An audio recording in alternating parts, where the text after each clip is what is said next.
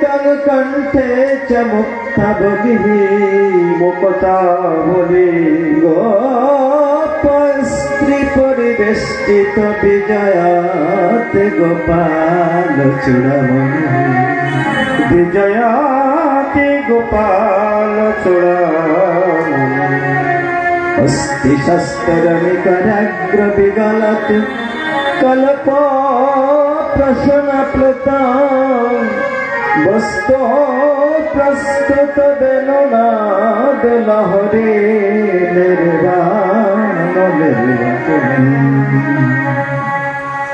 श्रस्त श्रस्त निबद्ध निविलसद गोपी सहस्रयवृता हस्तानस्तनतापवर्गम अखिलोदरं किशोराकृति वन्दे श्रीकृष्णदेवं मोरनरकभिदं वेद वेदान्त वेद्वं लोके भक्ति प्रसिद्धं यदुकोल जलधौ प्रादुरसिद्धपारि यस्यासीदरूपमेवं त्रिभुवनतरणे भक्तिवच्च स्वतन्त्रं शास्त्रां रूपं च लोके प्रकटयति मुदा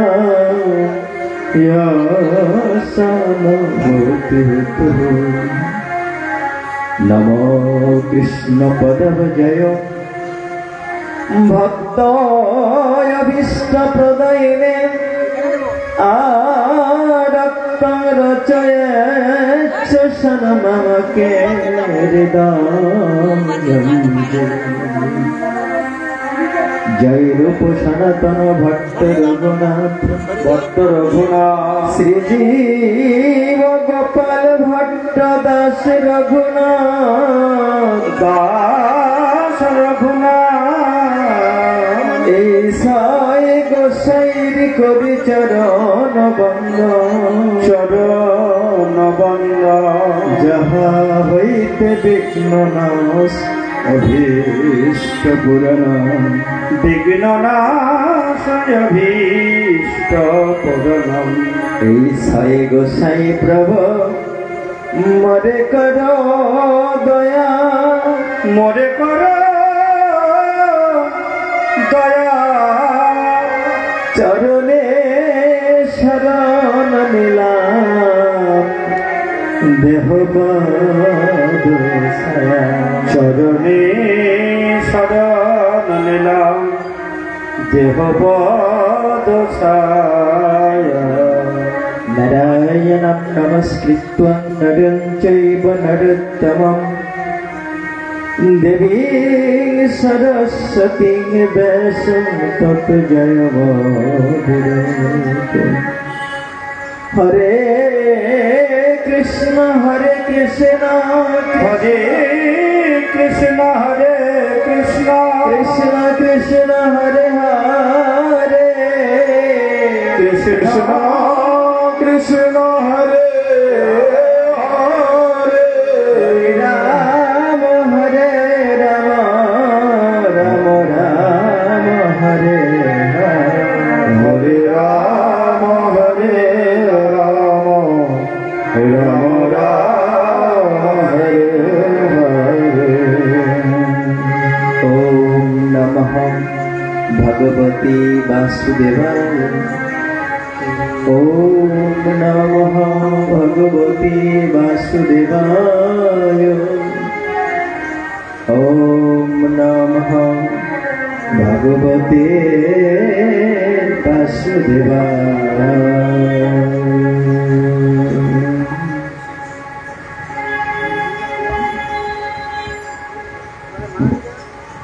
जय श्री श्री राधा माधव, जय श्रीमान गौर सुंदर। अत्र पवित्र उत्सव अंगन এই মহাযজ্ঞ ভূমি রানিয়া উদয়ন পল্লী শ্রী শ্রী রাধাকৃষ্ণ শ্রী মন্দির প্রাঙ্গণে আয়োজিত বিশ্বের সকল জীবের শান্তি ও মঙ্গল কামনায় সপ্তাহব্যাপী অমল পুরাণ শ্রীমৎ ভাগবতীয় কথামৃত আস্বাদনের এই মহাযজ্ঞে আজকের এই প্রথম শুভ ভাগবতীয় সন্ধ্যায় শ্রীমৎ ভাগবত কথার প্রারম্ভে আমার ভক্তি পথের পথদ্রষ্টা পরম আরাধ্য নিত্যলীলা প্রবিষ্ট শ্রী গুরুদেবের রাতুল চরণে ভক্তি প্রণতি জানাই, প্রণাম জানাই।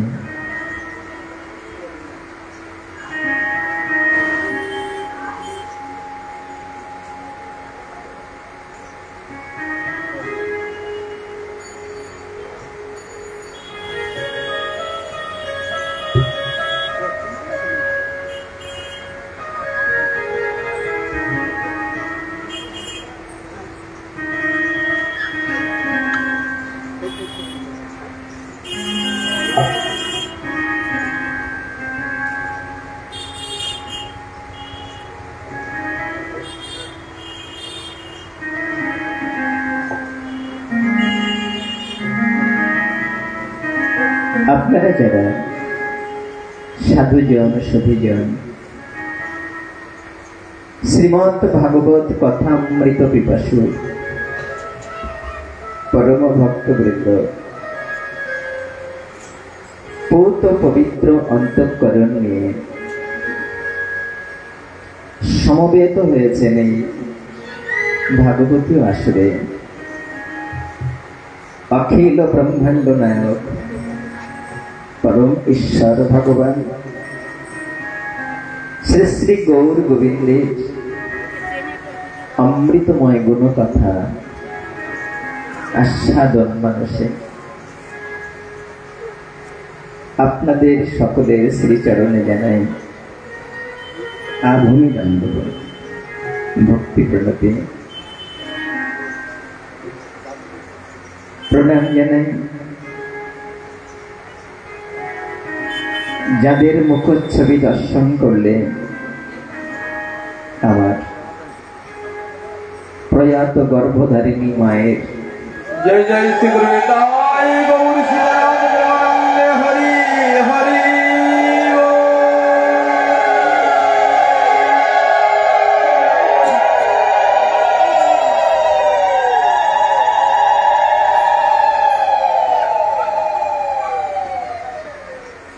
প্রয়াত গর্ভধারিণী মায়ের স্নেহ মাখা মুখখানা মানুষ পথে ভেসে ওঠে। জগৎ মাতার অংশ উদ্ভূতা সেই সকল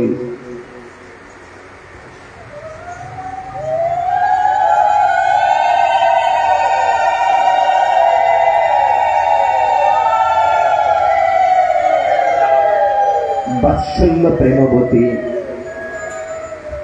ভক্তিমতী মাতৃমণ্ডলীর শ্রীচরণে জানাই আভূমি দণ্ডবত ভক্তি প্রণতি প্রণাম জানাই। এই মাঙ্গলিক অনুষ্ঠানে অমল পুরাণ শ্রীমৎ ভাগবতের মূল শ্লোক পারায়ণ সহ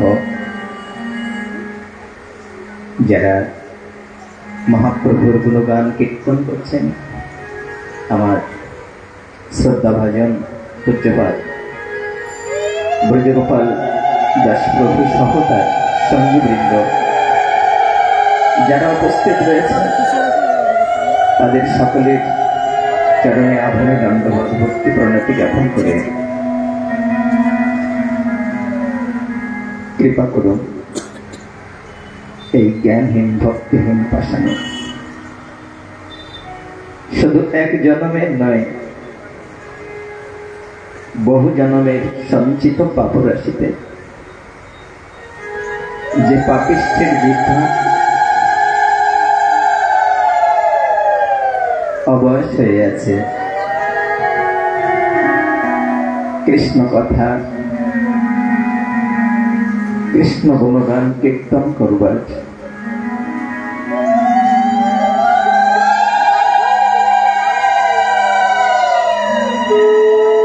যোগ্যতা হারিয়ে ফেলেছে। জানি না এহেন পাপিষ্ঠের পাপ জিহ্বায়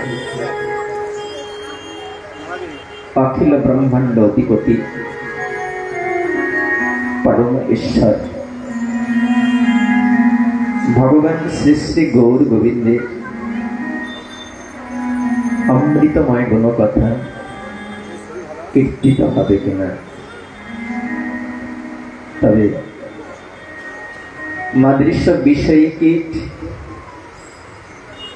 যাকে অহরহ বিষয় কুণ্ডের তীব্র দাবানলে দগ্ধীভূত হতে হয়, হয়তোবা কোন সৌভাগ্যের বলে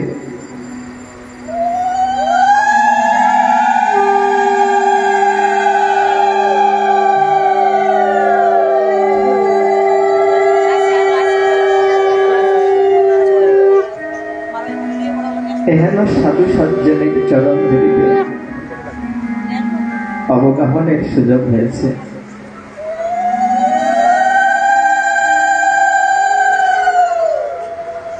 তাই ভক্তের চরণ সান্নিধ্যে এসে ভক্তের চরণ ধুলিতে এই পাপ অঙ্গটাকে অভিষিক্ত করিয়ে যদি এই অস্পৃশ্য দেহটা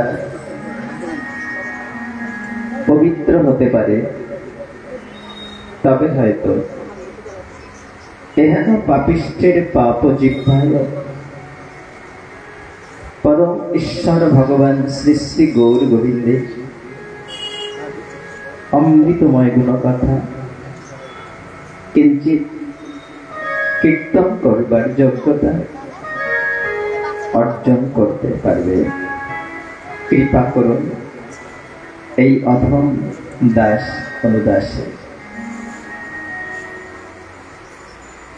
আজকের এই প্রথম শুভ ভাগবতীয় সন্ধ্যায় যেখান থেকে আস্বাদন হবে অমল পুরাণ শ্রীমৎ ভাগবতের প্রথম স্কন্ধে প্রথম অধ্যায় প্রথম শ্লোক থেকে জন্মাদস্য যতঃ অন্নয়াদি তরুতস্যার্থেষাভিজ্ঞ তেন ব্রহ্মহৃদয়াদি কবয়মুজ্জন্তি যৎশ্রয়া তেজবারি মৃদং যথা বিনিময় যত্র ত্রিসর্গঃ মৃষা ধাম্না সেন সদা নিরস্তকুহকং সত্তাং পরং ধীমহি সত্তাং পরং ধীমহি। যিনি হলেন সৃষ্টি স্থিতি প্রলয়ের কর্তা, সমস্ত কার্য ও অকার্যের মধ্যে সৎ ও অসৎ রূপে যার সত্তা বিরাজিত, যিনি আদি কবি ব্রহ্মার হৃদয়ে বেদ জ্ঞান সঞ্চার করেছিলেন, যে বেদ জ্ঞান দেবতাদের কাছেও দুর্বোধ্য,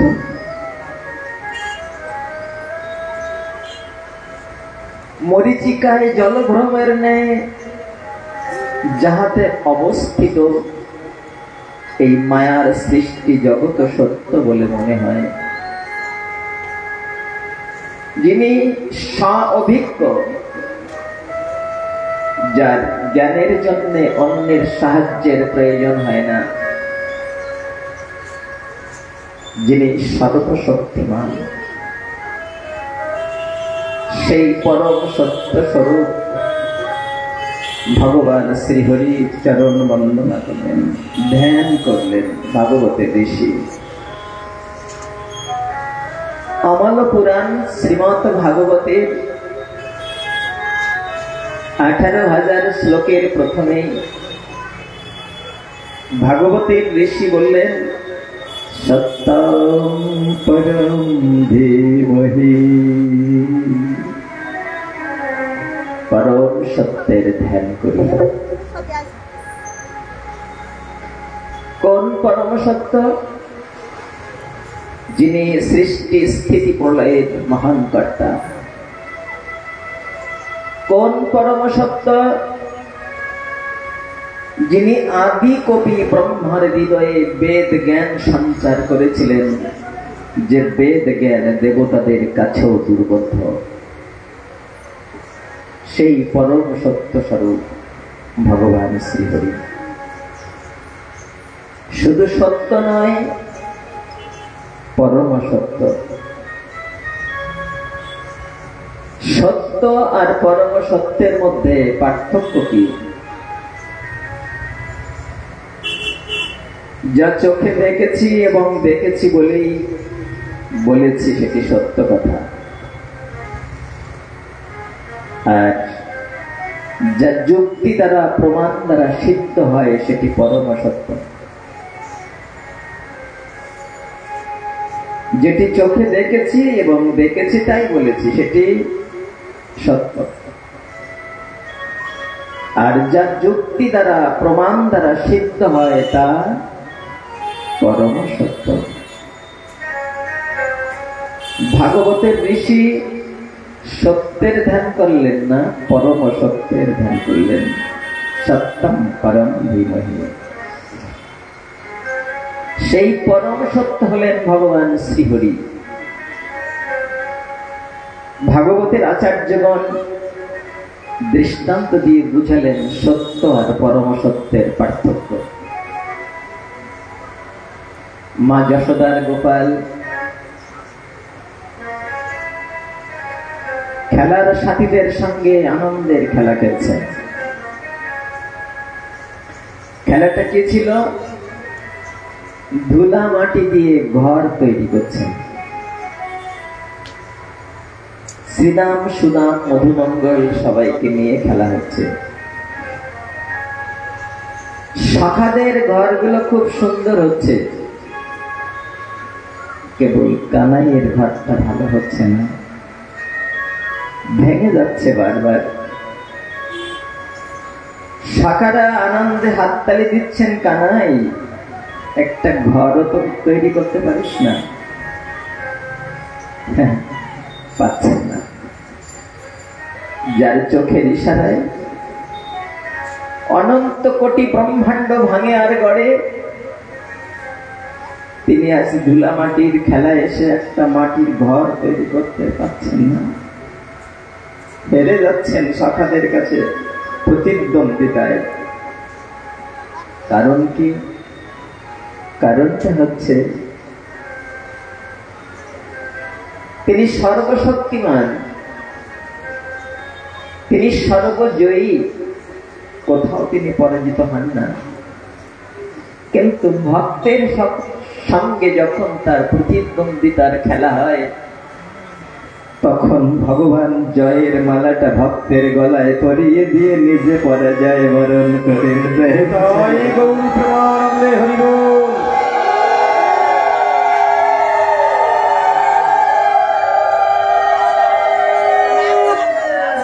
শাখাটা জয়ী হয়েছে, তাতে কানাইয়ের আনন্দ। তিনি জয়ের মালা ভক্তের গলায় পরিয়ে দিয়ে পরম আনন্দ লাভ করে। তাই কানাইয়ের ঘরটা হচ্ছে না, শাখাদেরকে সেটা বুঝতে দিচ্ছেন না। একটু অভিমানের ভঙ্গিতে মুঠো মুঠো ধুলো মুখে দিতে লাগলেন আর চারিদিকে ছড়িয়ে ফেলে দিতে লাগলেন। এই দৃশ্য দেখে শাখাবৃন্দ মা যশোদাকে ডেকে ডেকে বলছেন, মা মা দেখে যাও, তোমার ছেলে মাটি খেয়েছে। মা ছুটে এসেছেন, গোপাল গোপাল মাটি খেয়েছিস বাবা? গোপাল বলছেন, না মা, আমি মাটি খাইনি। শাখাটা বলছেন, মা তোমার ছেলে মিথ্যা বলছে গো, দেখো না ওর মুখের মধ্যে দেখো এখনো মাটি রয়েছে। মা বললেন, হা কর বাবা, হা কর দেখি। গোপাল হা করলেন। মা দেখছেন গোপালের মুখের মধ্যে মাটি, জল, আকাশ, বাতাস, আগুন, পঞ্চভূত রয়েছে।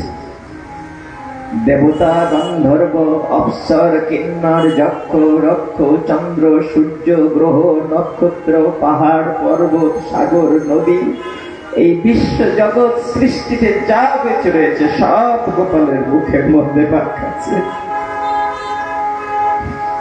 মা ভীত হয়ে পড়েছে, নাকি আমার ছেলের মুখের মধ্যে সব দেখছি কেন? কোন দৈত্য দানবের দৃষ্টি পড়িনি তোর উপরে? মা যখনই ভীত শঙ্কিত হয়েছেন, সঙ্গে সঙ্গে গোপাল স্বাভাবিক হয়ে গেলেন। না মা, কিচ্ছু হয়নি তো, এই তো আমি তোমার কোলেই তো আছি। তাহলে এবার আপনারা বলুন তো, একটা বিচার করে দিন। যখন মা জিজ্ঞাসা করলেন গোপালের কাছে, গোপাল মাটি খেয়েছিস? গোপাল বললেন, কি বললেন? না, মাটি খায়নি। খেলার সাথীরা বলছে, হ্যাঁ মা, তোমার ছেলেকে মাটি খেতে আমরা সচক্ষে দেখেছি, তোমার ছেলে মিথ্যা বলছে।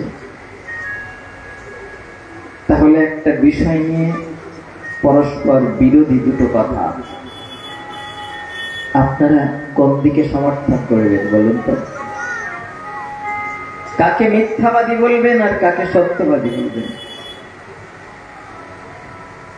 জানি না আপনারা কাকে বলবেন, তবে জগতের একটা স্বভাব রয়েছে, জগতের একটা নিয়ম আছে, যেদিকে শক্তি বেশি সেদিকে সবাই সমর্থন করতে চায়,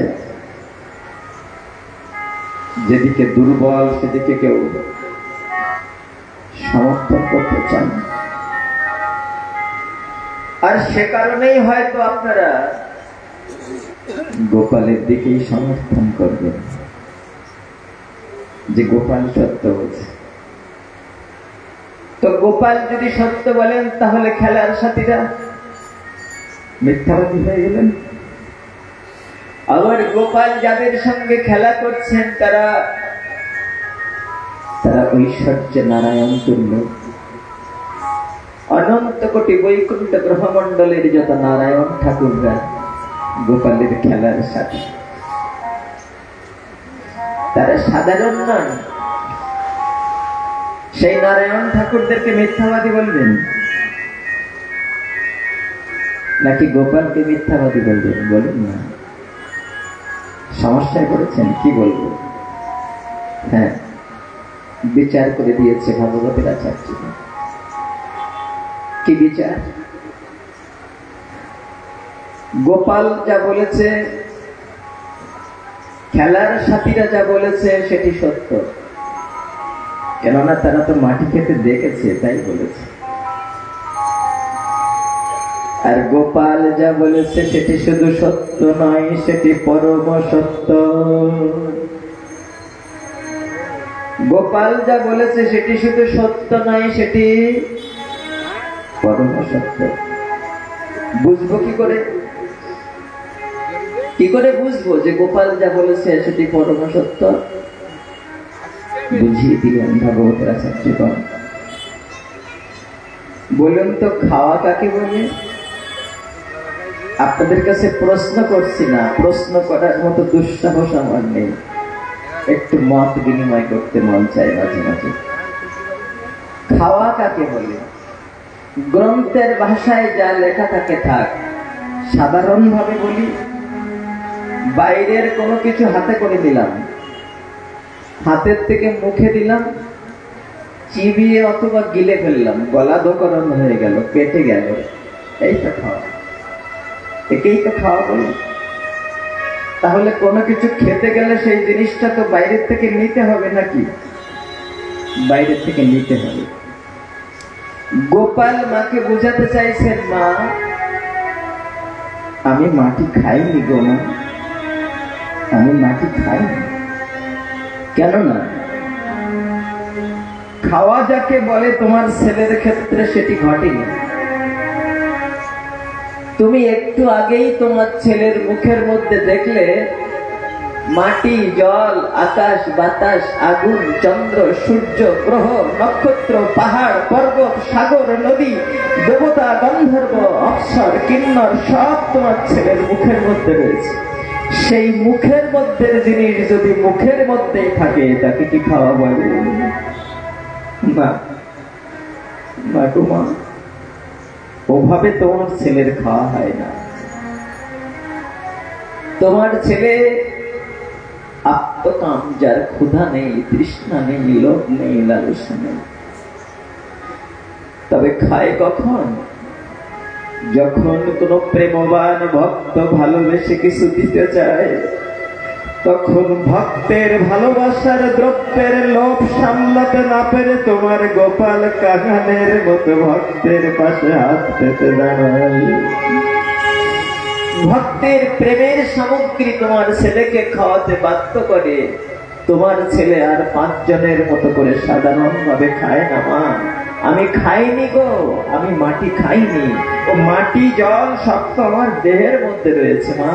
ওটি খাওয়া নয়, এটি শুধু সত্য নয়, এটি পরম সত্য। এটি সত্য শুধু নয়, পরম সত্য। মনে করুন সূর্যদেবকে সকালে পূর্ব দিকে দেখেছি, সন্ধ্যায় পশ্চিম গগনে অস্ত যাচ্ছে। তাই বললাম বেলা গড়িয়ে সন্ধ্যা হয়ে গেল। কথাটা সত্য, দেখেছি তাই বলেছি। কিন্তু বিজ্ঞান স্বীকার করবে না। বিজ্ঞান বলবে না, সূর্য স্থির হয়ে দাঁড়িয়ে আছে, পৃথিবীটা নাকি লাটিমের মতো ঘুরছে। আপনারা কেউ ঘুরতে দেখেছেন পৃথিবীকে? আমি তো কোনোদিন দেখিনি। কিন্তু ওটা যুক্তি দ্বারা, প্রমাণ দ্বারা সিদ্ধ হয়েছে তাই বিশ্বাস করি। বিজ্ঞানীরা পরীক্ষা করে প্রমাণ করিয়েছেন যে পৃথিবীটা লাটিমের মতো ঘুরছে, তাই বিশ্বাস করি। কিন্তু আপনারাও কখনো ঘুরতে দেখেননি, আমিও ঘুরতে দেখিনি। বরং ঘুরতে দেখেছি সূর্যকে। সূর্যকে সকালে পূর্ব দিকে দেখেছিলাম, সন্ধ্যাবেলা পশ্চিম গগনে অস্ত যাচ্ছে। তাই বললাম বেলা গড়িয়ে বিকেল হয়েছে, কিন্তু প্রকৃতপক্ষে যা বলেছি এটি সত্য নয়। এটি সত্য হতে পারে, কিন্তু পরম সত্য নয়।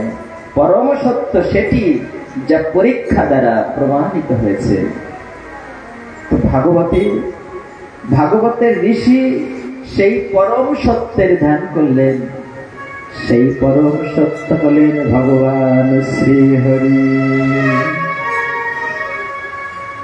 যিনি আদি কবি ব্রহ্মার হৃদয়ে বেদ জ্ঞান সঞ্চার করেছেন। যে বেদ জ্ঞান দেবতারাও সহজে বুঝতে পারে না, দেবতাদের কাছে দুর্বোধ্য।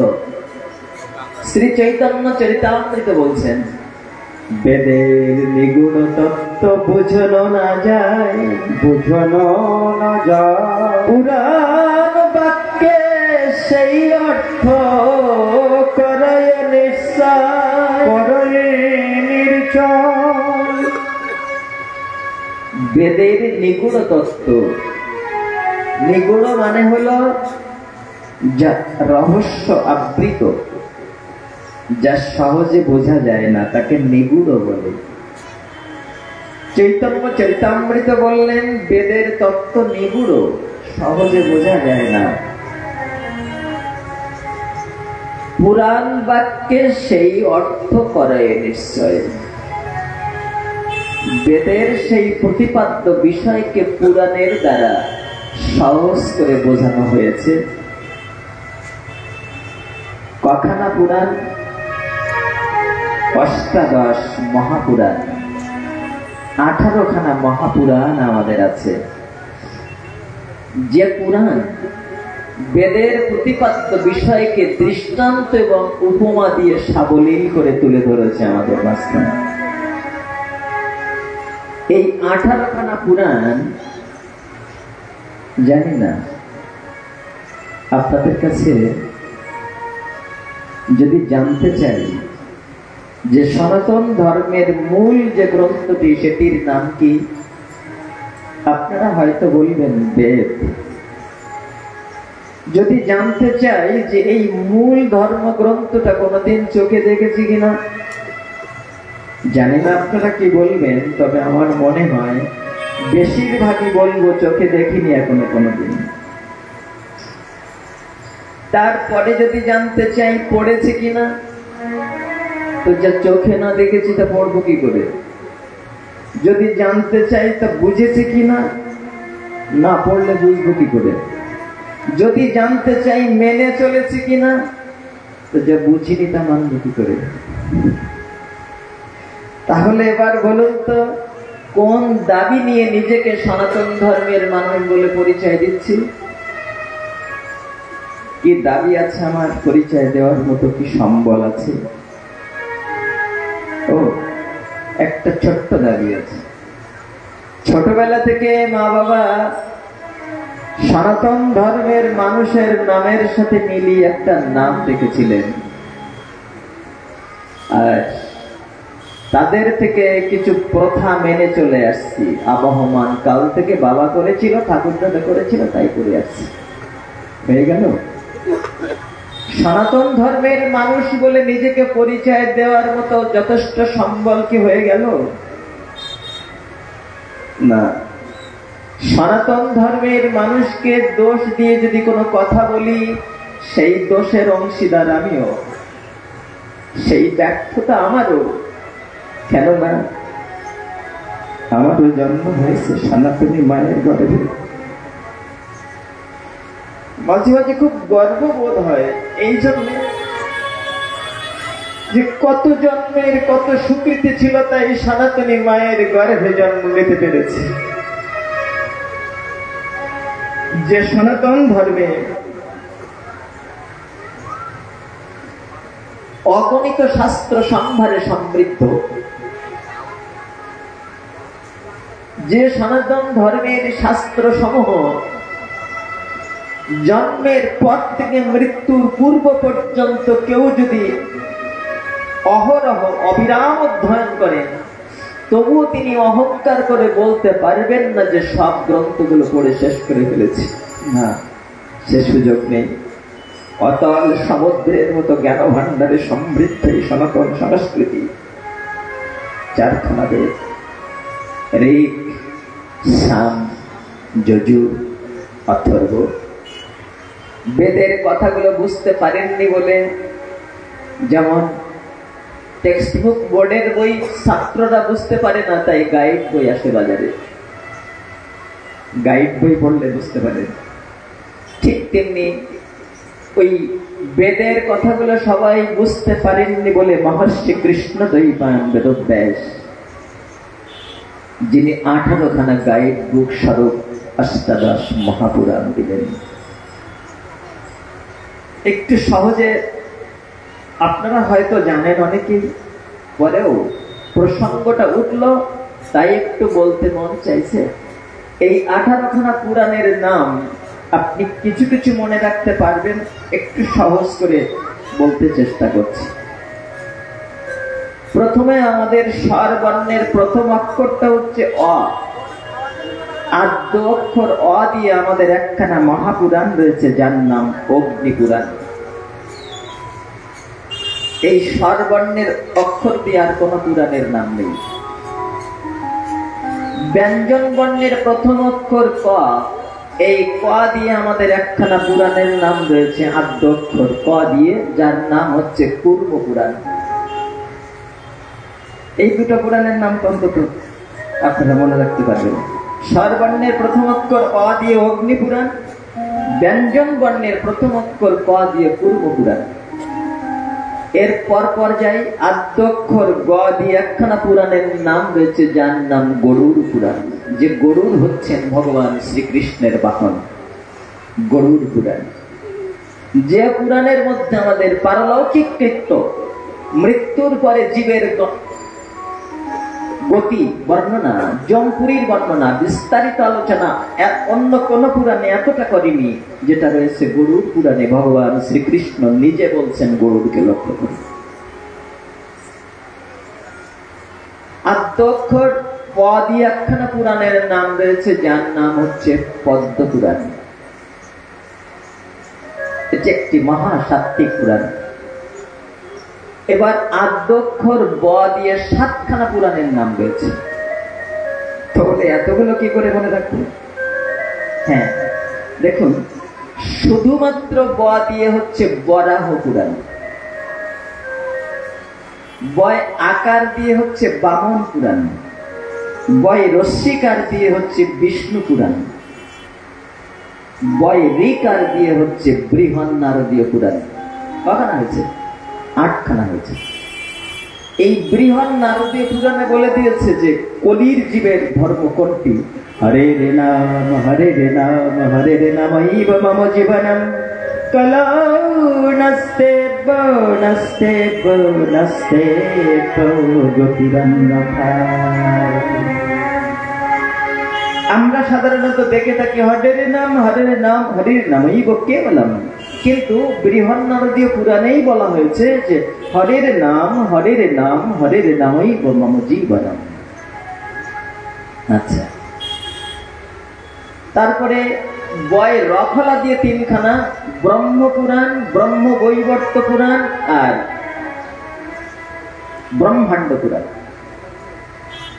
এবার ভ দিয়ে 2খানা পুরাণ, একখানা হচ্ছে ভবিষ্য পুরাণ আর একখানা এখানে যেটি পাঠ হচ্ছে ভাগবত পুরাণ। আদ্যক্ষর ম দিয়ে 2খানা পুরাণের নাম রয়েছে। একটি হচ্ছে মার্কণ্ড পুরাণ, যে পুরাণের মধ্যে দেবীর মাহাত্ম্য বর্ণনা করা হয়েছে। আমাদের চণ্ডী এসেছে যে পুরাণ থেকে, ইয়া দেবী সর্বভূতেষু মাতৃরূপেণ সংস্থিতা, নমস্তস্যৈ নমস্তস্যৈ নমস্তস্যৈ নমো নমঃ ইত্যাদি মন্ত্রগুলো যে পুরাণ থেকে এসেছে আমাদের চণ্ডীতে, সেটি হচ্ছে মার্কণ্ড পুরাণ। আরেকটি হচ্ছে মৎস্য পুরাণ, ভগবান এক সময় মৎস্যরূপে অবতীর্ণ হয়েছিলেন, যেটি হচ্ছে মৎস্য পুরাণ। আরেকটি হচ্ছে লিঙ্গ পুরাণ, ল আদ্যক্ষর ল দিয়ে। আদ্যক্ষর তালকস্যা দিয়ে একখানা পুরাণের নাম রয়েছে, যেটি আমাদের ভোলা মহেশ্বর শিব ঠাকুরের নামে শিব পুরাণ।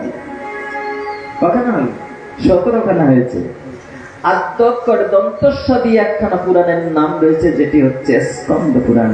এটি এই আমাদের 18খানা মহাপুরাণ। এই সর্বশেষে যে পুরাণ নাম বললাম স্কন্দ পুরাণ, যেটি সর্ববৃহত্তম পুরাণ।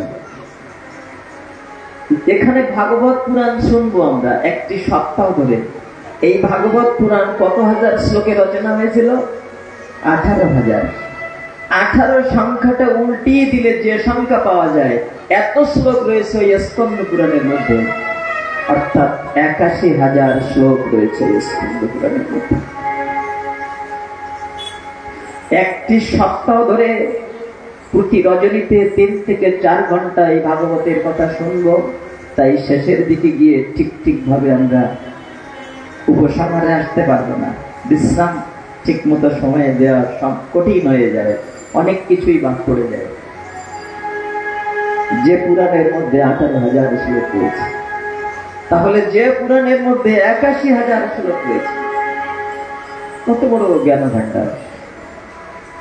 পদ্ম পুরাণ হচ্ছে আমাদের দ্বিতীয় বৃহত্তম পুরাণ, যার মধ্যে 55,000 শ্লোক রয়েছে। এইরকম 18খানা মহাপুরাণের মধ্যে 4 লক্ষ শ্লোক সন্নিবেশন করেছেন মহর্ষি কৃষ্ণদ্বৈপায়ন। এছাড়া রয়েছে মহাভারত, যাকে পঞ্চম বেদ বলা হয়, রয়েছে উপনিষদ, রয়েছে অগণিত স্মৃতিশাস্ত্র, আর মহাপ্রভুর পরবর্তীতে শ্রী চৈতন্য চরিতামৃত, চৈতন্য ভাগবত, কত গ্রন্থ রয়েছে। রয়েছে আমাদের রামায়ণম, মহর্ষি বাল্মীকি রচিত। এত শাস্ত্র সম্ভারে সমৃদ্ধ এই সনাতন সংস্কৃতি, কিন্তু হতভাগ্য আমি, এই সনাতন সংস্কৃতি যার কিঞ্চিত আস্বাদনের জন্য একটু চেষ্টাও করলাম না। কি অফুরন্ত জ্ঞান ভান্ডার এই সনাতন সংস্কৃতির মধ্যে রয়েছে।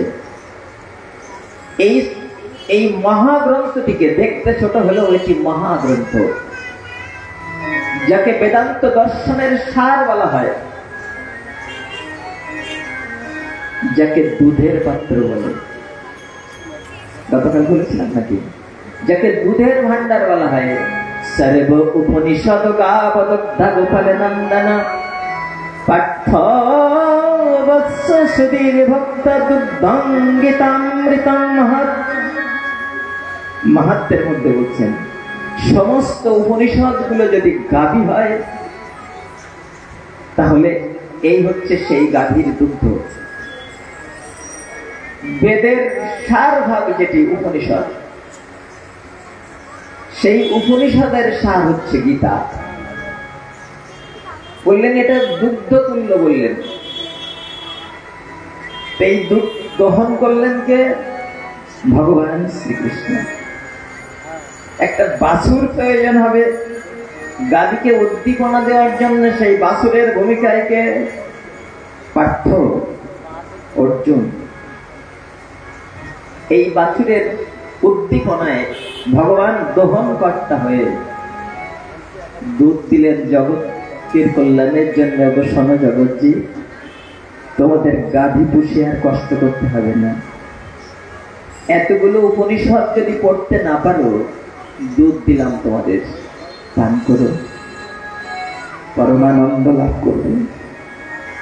এই অমৃত পান করো, মনুষ্য জনকে দেবত্বে উন্নীত করতে পারবে। তবে সময় থাকতে পান করো। কিন্তু সেটি আর হয় না। আপনাদের হয় হয়তো, বেশিরভাগই হয় না। কেন জানেন? যেদিন কানে শুনতে পাবো না, চোখে দেখতে পাবো না, সমস্ত ইন্দ্রিয়গুলো যেদিন নিথর হয়ে শেষ শয্যায় শায়িত হবে, সেই দিন আপন জনেরা এই দুধের কলসিটা এনে বুকের উপরে চাপিয়ে দেবে।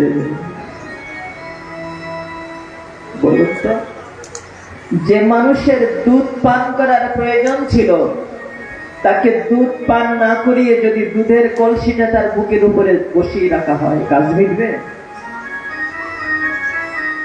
কাজ মিটবে। তাহলে আমাদেরও কি সেই দশা হয় না?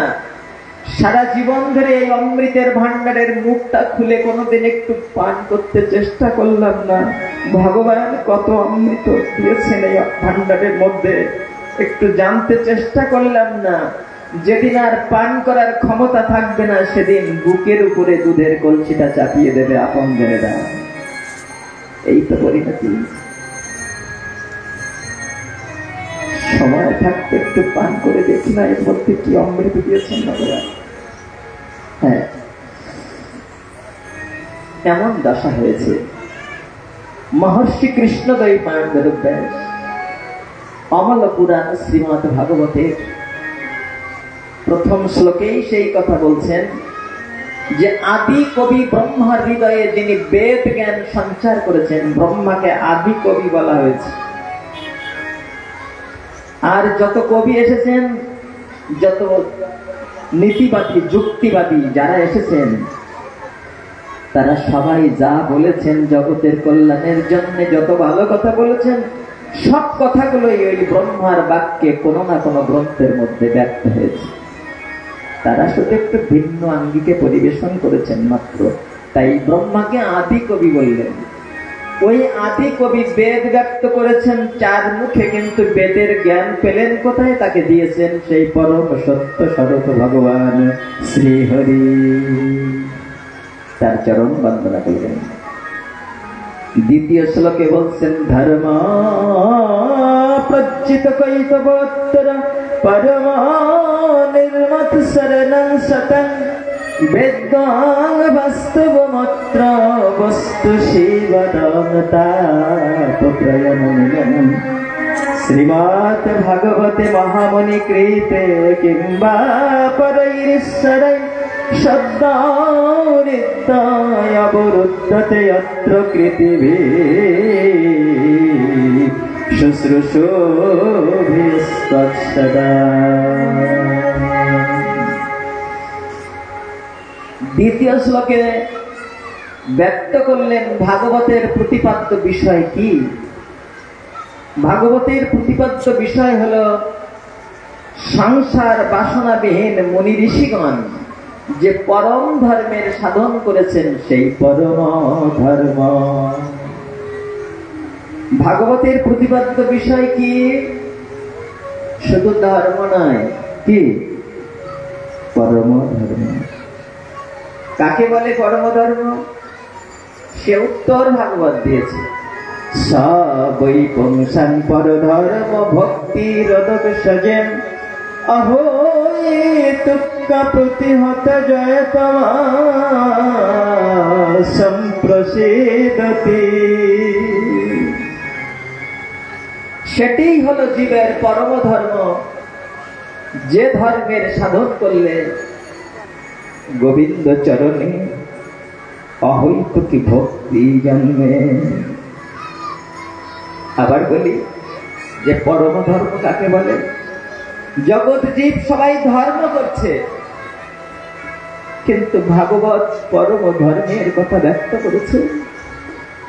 ধর্ম প্রচিত কৈতব অত্র পরম নির্মত শরণং শতং বেদাং বাস্তবমত্র বস্তু শিবদং তাপত্রয়নমূলনম। ভাগবত সেই পরম ধর্মের কথা ব্যক্ত করেছেন, যে ধর্মের সাধন করলে ত্রিতাপ জ্বালা শুধু জুড়িয়ে দেয় না, ত্রিতাপ জ্বালার শিকড় তুলে দেয়। প্রেম সে বলে রাধে রাধে রাধে। জীব ত্রিতাপ জ্বালায় দগ্ধ হচ্ছে। আপনারা দেখেছেন যখন মায়ের পূজা হয়, দশ পূজা, মা দুর্গার পূজা যখন হয়, তখন মা একটা ত্রিশূল হাতে করে রেখেছেন। ত্রিশূলটা একজনের বুকে তিনি বিদ্ধ করে রেখেছেন। কি নাম তার? বাবা বলুন না, কি নাম? মহিষাসুর, তাই না? মহিষের মতো দেখতে। মা ত্রিশূল ফুটিয়ে রেখেছেন মহিষাসুরের বুকে। কিন্তু না, শুধু মহিষাসুর নয়, আমার মতো যত অসুর রয়েছে, যারা অনন্তকাল ধরে গোবিন্দ ভুলে আছে, তাদের সবার বুকে মা ত্রিশূল বিদ্ধ করে রেখেছেন। আমার বুকেও ফুটানো আছে, দেখতে পাচ্ছেন না? শুনুন না তাহলে। ত্রিশূল মানে কি? ত্রি অর্থ তিন, আর শূল অর্থ যন্ত্রণা। ত্রিশূল মানে হলো তিন ধরনের, তিন প্রকারের যন্ত্রণা। কি কি? একটি হলো আদি দৈবিক, অর্থাৎ দৈব দুর্ঘটনা। একটি হচ্ছে আদি ভৌতিক, বিভিন্ন জীবকুলের কাছ থেকে প্রাপ্ত যন্ত্রণা। আরেকটি হচ্ছে আদি আত্মিক, অর্থাৎ এই দেহের রোগ শোক জরা ব্যাধি জনিত যন্ত্রণা। আবার বলবো, প্রথমটা কি বললাম? আদি দৈবিক, অর্থাৎ দৈব দুর্ঘটনা। কুড়ে ঘরে থাকতে কষ্ট হয় বলে একটা অট্টালিকা তৈরি করেছেন। ধরণী দেবী যদি একবার কেঁপে ওঠে, মুহূর্তের মধ্যেই ধরণী ভুলণ্ঠিত হয়ে পড়বে। কখনো ভূমিকম্প, কখনো জলোচ্ছ্বাস, কখনো বজ্রপাত। প্রকৃতি যখন বিক্ষুব্ধ হয়ে যায়, তখন মানুষের শক্তি বুদ্ধি সব খড়কুটোর মতো ভেসে যায়।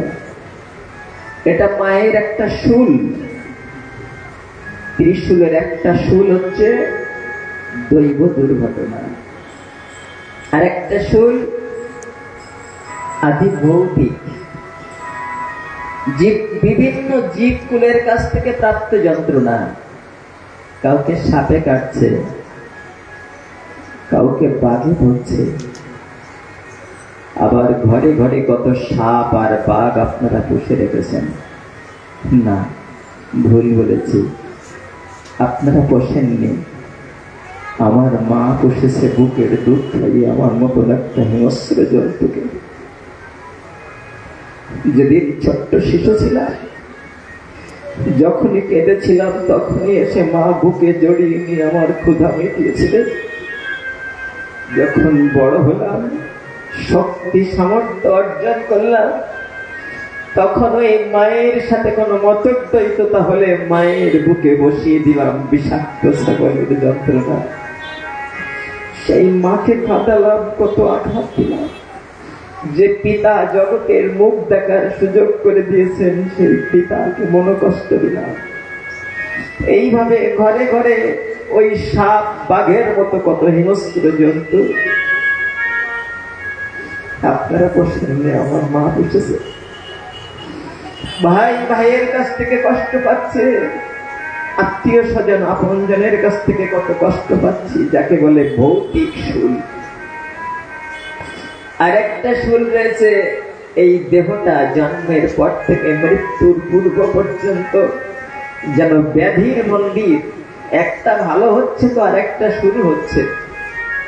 কখনো মাথায় যন্ত্রণা, কখনো পেটে যন্ত্রণা, কখনো বুকে যন্ত্রণা, কখনো দাঁতে যন্ত্রণা, কখনো কানে যন্ত্রণা।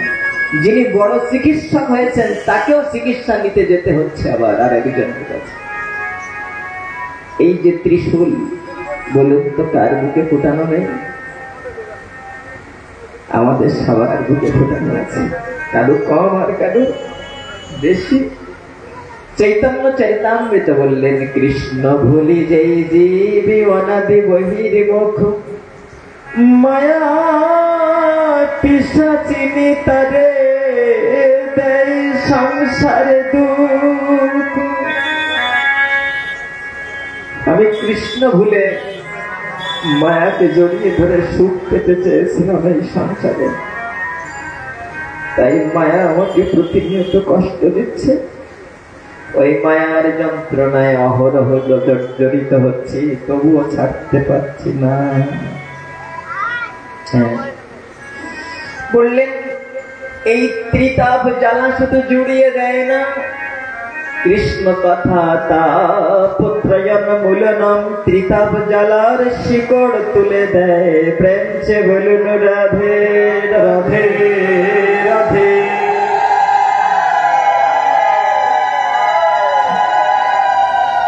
রোগের চিকিৎসা দুই ভাবে হয়, এক হচ্ছে সাময়িক উপশমের দ্বারা, আর এক হচ্ছে সঠিক নির্বাচনের মাধ্যমে উপযুক্ত ঔষধ প্রয়োগ করে তার মূল তুলে দেওয়া।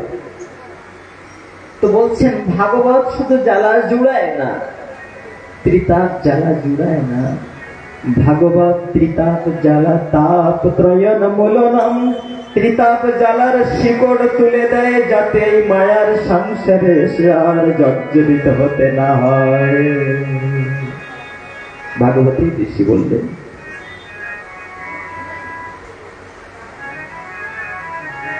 নিগম কল্পতরুর গলিতম ফলম, সুখ মুখদয়ামৃত দ্রব সংযুতম, পিবতম ভগবতম রসমালয়ম, মোহরহ রসিকা ভুবি ভাবুকা, রসিকা ভুবি ভাবুকা। বেদ বৃক্ষের পাকা রসালো ফল।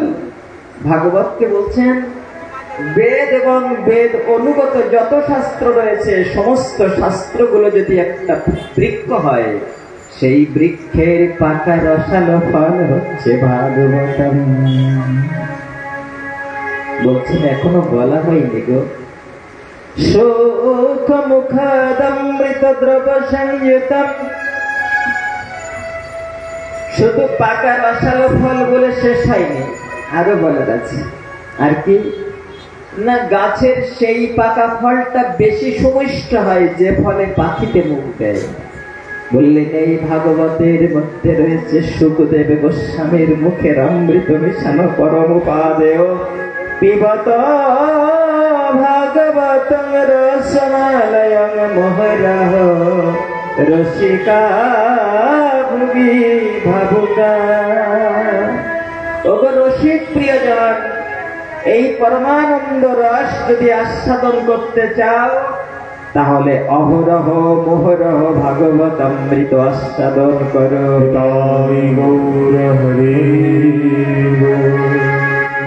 বললেন ভাগবত কখন শুনব? মাসে একদিন, বছরে একদিন, সপ্তাহে একদিন, নাকি মাঝে মাঝে? বললেন না, মোহরহ রসিকা ভুবি ভাবুকা। ওগো রসিক প্রিয়জন, যদি সেই পরমানন্দ রস আস্বাদন করতে চাও, মোহরহ অহরহ কৃষ্ণ কথা শ্রবণ করো, ভাগবত কথা আস্বাদন করো। সেই সুযোগ আমাদের হয়েছে অন্তত একটি সপ্তাহ কৃষ্ণ কথা আস্বাদনে।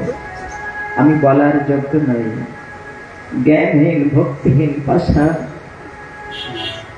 আপনাদের মনোরঞ্জন করে কৃষ্ণ কথা পরিবেশন করতে পারবো না।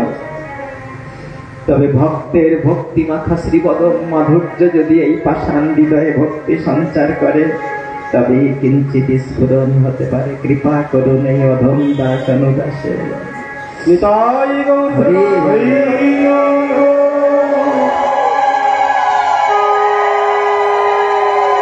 একদা বদ্রিক আশ্রমে মহর্ষি কৃষ্ণদ্বৈপায়ন বেদব্যাস, যাকে আমরা ব্যাসদেব বলে জানি, বিষণ্ণ বদনে বসে আছেন, মন খারাপ। তার শ্রী গুরুদেব দেবর্ষি নারদ এসেছেন। বেদব্যাসের অপ্রসন্নতা, মন খারাপ, বসে রয়েছে। তাই গুরুদেব জিজ্ঞাসা করছেন, বেদব্যাস, ও বেদব্যাস, মন খারাপ কেন তোমার? তুমি তো ব্রহ্মজ্ঞানী, তুমি এত শাস্ত্র রচনা করেছ, তোমার মন খারাপ কেন? মন খারাপ করে সংসারের বিষয় জীবেরা, মন খারাপ করে যাদের ব্রহ্মজ্ঞান নেই, যাদের কৃষ্ণ পরতত্ত্ব জ্ঞান নেই, তারা মিছে মায়ায় মন খারাপ করে ভেঙে পড়ে। কিন্তু তুমি তো ব্রহ্মজ্ঞানী, এত শাস্ত্র রচনা করেছ, জগৎ জীবকে ধর্ম অর্থ কাম মোক্ষের পথ তুমি দেখিয়েছ, তুমি কেন মন খারাপ করছো? বেদব্যাস বললেন, গুরুদেব, মন খারাপ করছে আমার জন্য নয়, যাদের জন্য এত শাস্ত্র রচনা করেছি তারা ঠিক ভাবে গ্রহণ করতে পারলো না, তাই তাদের জন্য মন খারাপ হয়েছে আমার। কেন কেন তারা গ্রহণ করতে পারেনি?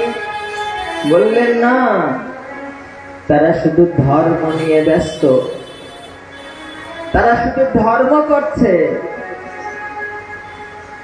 ধর্ম আপনারা কেন করেন বাবা? ওমা, আপনারা ধর্ম করেন কেন বলবেন? আমি কেন করি বলবো? আমি ধর্ম করি দুটো কারণে।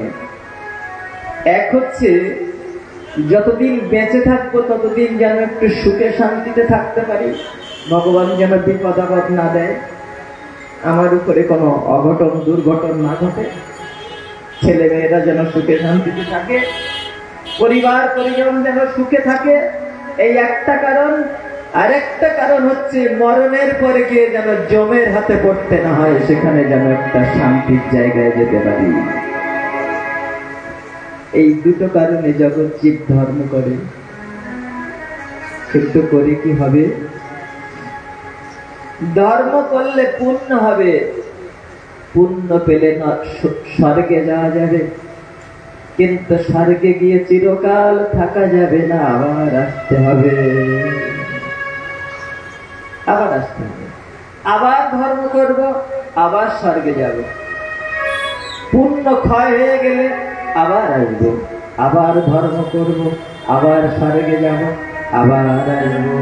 এইভাবে বারবার পুনরপি জননম পুনরপি মরণম, একবার জন্ম আবার মৃত্যু, আবার জন্ম আবার মৃত্যু, আবার জন্ম আবার মৃত্যু, অনন্তকাল ধরে পাঠ খেতে হবে। যে কথাটা শ্রী চৈতন্য চরিতামৃতে বললেন, কবু স্বর্গে উঠায় কবু নরকে ডুবায়, নরকে ডুবায়, দণ্ড জনে রাজা যেন নদীতে চুবায়, নদীতে চুবায়। কখনো স্বর্গে তোলে আর কখনো নরকে নিয়ে যায়। স্বর্গে উঠায় কখন? যখন পুণ্য করি, ধর্ম করি। আর নরকে নিয়ে যায় কখন? যখন পাপ করি। তাহলে কখনো স্বর্গে নিয়ে যাচ্ছে, কখনো নরকে নিয়ে যাচ্ছে। এটা কি বললেন? দণ্ডজনে রাজা যেন নদীতে চুবায়। দণ্ডজন শব্দের অর্থ হচ্ছে আসামি। আসামিকে যেমন নাকানি চুবানি খাওয়ায় নদীতে, বললেন আমাকে এইরকম করছে। অনন্তকাল ধরে এই ধর্ম করে শুধু মায়ার চক্রে পাক খেয়ে ঘুরছি, আর একটা গান বারবার গাচ্ছি, মায়া মায়া ঘুরাবি কত,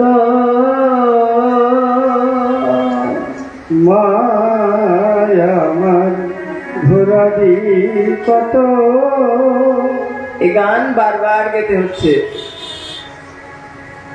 ভগবান এখানে বললেন দ্বিতীয় অধ্যায় শ্লোক সংখ্যা 27, আপনার ঘরে যে গীতা আছে ওই গীতায় দেখবেন একই কথা একই জায়গায় পাবেন।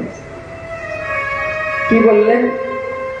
বাবা, আপনারা যারা প্যান্ডেলের বাইরে দাঁড়িয়ে রয়েছেন তাদের কাছে অনুরোধ করব, বাবা যদি মন চায় একটু আসুন না, আমাদেরকে কৃপা করে একটু চরণ ধুলি দিয়ে আমাদেরকে ধন্য করুন না।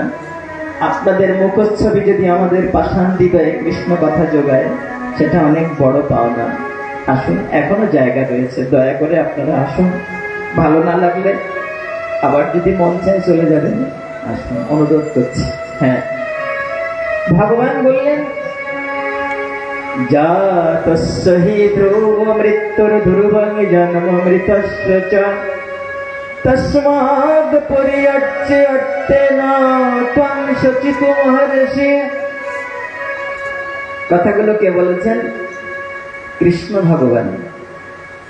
কি বললেন? অর্জুন শোনো, যার জন্ম হয়েছে তার একদিন অবশ্যই মরণ হবে, আর যার মরণ হয়েছে সে কি জন্মের মধ্যে বেঁচে যাবে? আপনারা বলেন তো, সেই জন্য বললাম। আপনারা মাঝে মাঝে বলেন, জানি না আপনারা বলেন কিনা। আমার মা মাঝে মাঝে বলতেন, আমার সহ্য হয় না বাবা, এর থেকে মরণ হলে বেঁচে যেতাম। আপনারা কেন বলেন তা তো জানি না, তবে আমার মা কেন বলতেন সেটি জানি। বলবো? বলতেন যখন আমার মতো কুসন্তানের যন্ত্রণা সইতে পারতেন না, তখন বলতেন। মাকে বলতে ইচ্ছে হতো একটা কথা, যে মা ওরকম বলতে নেই গো, ওরকম বলবো না।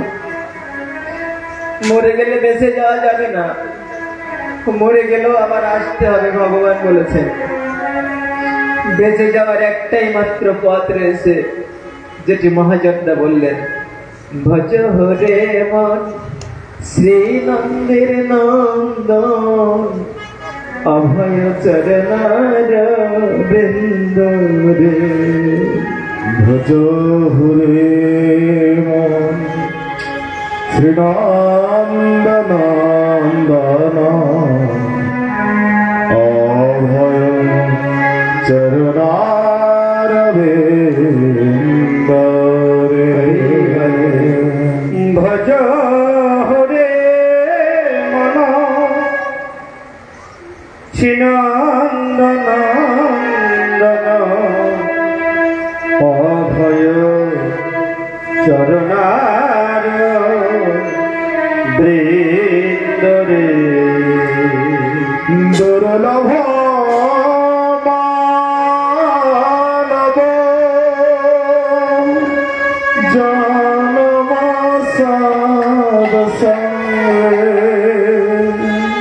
দুর্লভ মানব জন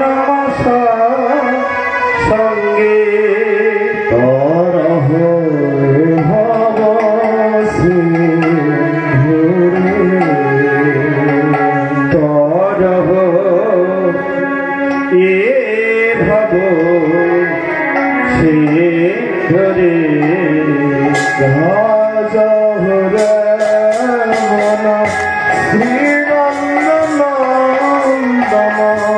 भज भजे मन श्रीनंदनंदन अभय चरण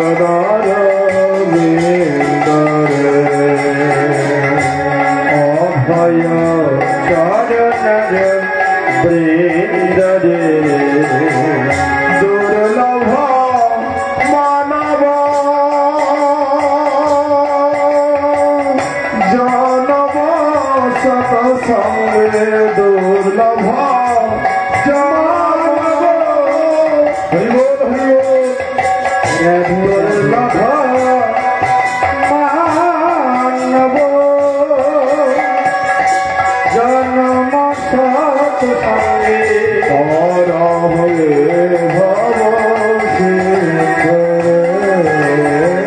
दुर्लभ जनम जनम सतसंगे तरह भव भज हरे मन श्रीनंदनंदन भय चरण भज हरे मन श्रीनंदनंदन अभय चरण सीता पता पात बरी खाने सीता पात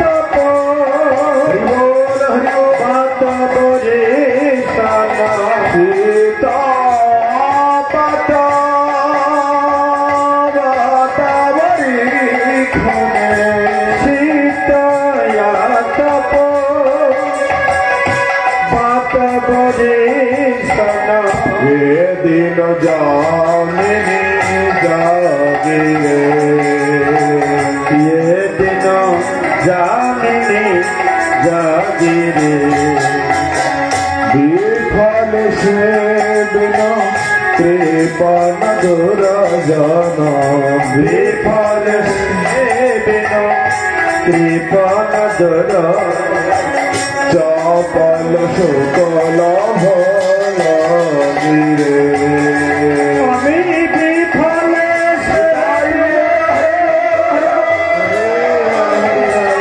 कृपल दर्शना चापल शुक्ल बलागी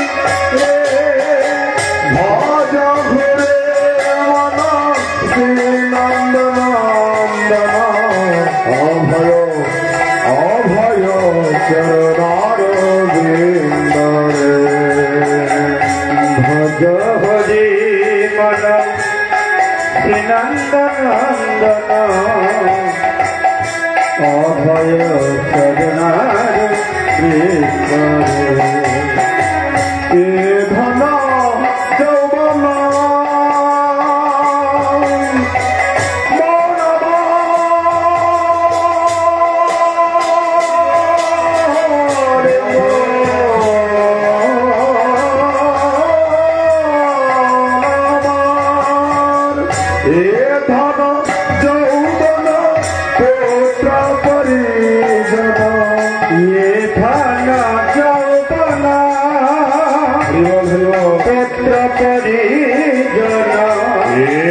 किया से परती करे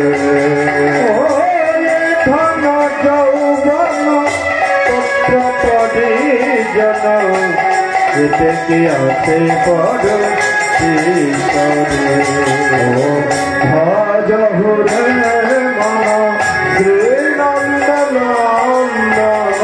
अभय अभय चरण भज हरे मन श्रीनंदनंदन अभय चरण नलिन तल तल जीवन तल मन नलिन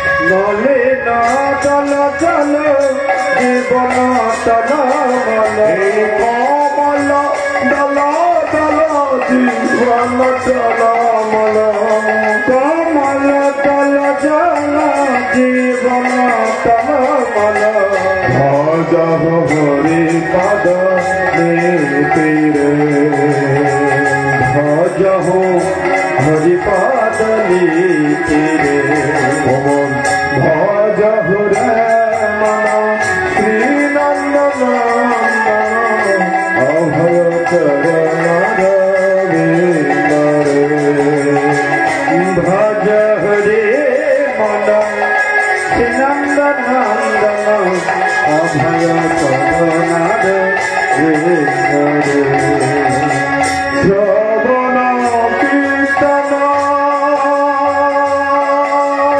ভজ হরে মন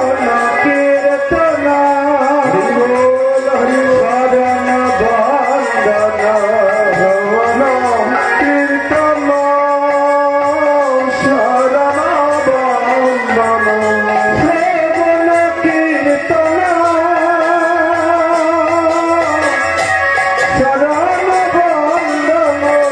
চরণ শ্রবণ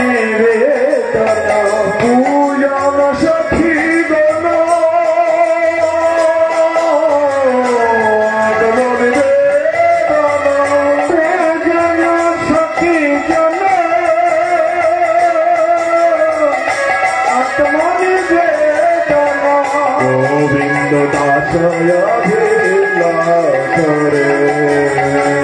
গোবিন্দ দাসয় ভজ হুরে মন শ্রীনন্দন অভয় চরণ ভজ হরি মন শ্রীনন্দন অভয়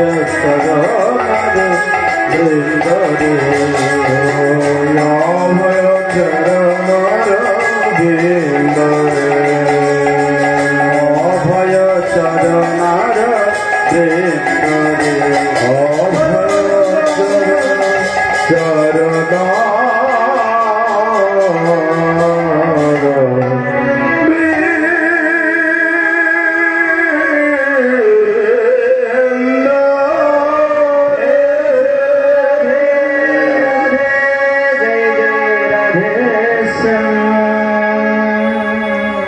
বেঁচে যাওয়ার একটাই পথ, ভজ হরে মন শ্রীনন্দের নন্দন অভয় চরণার বৃন্দরে। ভগবান বললেন যার জন্ম হয়েছে তার একদিন অবশ্যই মরণ হবে, আর যার মরণ হয়েছে তাকে আবার জন্ম নিয়ে আসতে হবে। তাহলে এইভাবে আসা যাওয়া করতে হবে। কতদিন হবে? বললেন যতদিন বাড়ি যেতে না পারবে। কোন বাড়ি? এখন যে বাড়ি থেকে এলেন ওই বাড়ি না। পাঠ সমাপ্ত হয়ে গেলে, পাঠ বিশ্রাম হয়ে গেলে যে বাড়িতে ফিরে যাবেন ওই বাড়ি না। ওই বাড়িটা এখান থেকে 100 বছর আগে আপনার ছিল না, 100 বছর পরে আপনার থাকবে না। 100 বছর বলে বললাম, কালকেও থাকবে কিনা সন্দেহ, কিন্তু না। এরকম দুর্ঘটনা যেন আপনাদের জীবনে না ঘটে। বহুকাল বেঁচে থাকুন। তবে মনে রাখবেন, গোবিন্দ ভজনহীন হয়ে 1000 বছর বেঁচে থাকার থেকে ভগবানকে ভালোবেসে 2 দিন বাঁচারও সার্থকতা আছে। তাহলে যতদিন বাড়ি যেতে না পারবে ততদিন আসা যাওয়া বন্ধ হবে না। ভগবান বললেন শোনো, একদল আর ফিরে আসবে না। যার জন্ম হয়েছে তার মৃত্যু হবে, আর যার মৃত্যু হয়েছে তাকে আবার জন্ম নিয়ে আসতে হবে, কিন্তু একদল আসবে না। সেটা বলে দিয়েছেন ভগবান, একদল আর আসবে না। কারা আসবে না?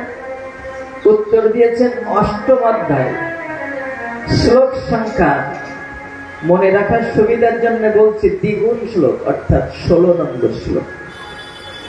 ৮ম যদি অধ্যায় হয় তাহলে শ্লোক সংখ্যা হচ্ছে 8-এর দ্বিগুণ, 16 নম্বর শ্লোক। আপনার বের করতে সুবিধা হবে। দেখুন এই অধ্যায় আর শ্লোক সংখ্যা কেন বলছি জানেন? এখন যেটা শুনলেন ততক্ষণ বলবেন যে অমুক বলেছে তাই শুনেছি। যখন নিজে দেখবেন তখন আর ওটা বলবেন না, তখন বলবেন আমি নিজে দেখেছি গীতার মধ্যে এই কথাটা ভগবান বলেছেন। তখন আপনার বিশ্বাসটা দৃঢ় হবে, আর বিশ্বাস দৃঢ় হলে নিজে মেনে চলার জন্য চেষ্টা করবেন, আরো 5 জনকে মেনে চলার জন্য অনুপ্রাণিত করবেন। প্রেম সে বলেন রাধে রাধে। সেই শুভ দিনের প্রতীক্ষায় আছি। কোন দিন এই সনাতন ধর্মের সন্তানরা মাথা উঁচু করে বিশ্ববাসীর কাছে বলতে পারবে আমার সনাতন ধর্মের অমুক শাস্ত্রের অমুক গ্রন্থের মধ্যে আমি নিজে চোখে এই চিরন্তন সত্যকে দেখেছি, তাই আমি মেনে চলতে চেষ্টা করি। শুধু একের কাছ থেকে অপরে শুনে শুনে তো চলছি, যদি নিজে চোখে দেখতেন আপনারা, আমাদের ভবিষ্যৎ প্রজন্মের সন্তানরা যেদিন শাস্ত্রের অনুশীলনে এই পরম সত্যকে জানতে পারবে, সেদিন আমরা সত্যি মঙ্গলের পথের পথিক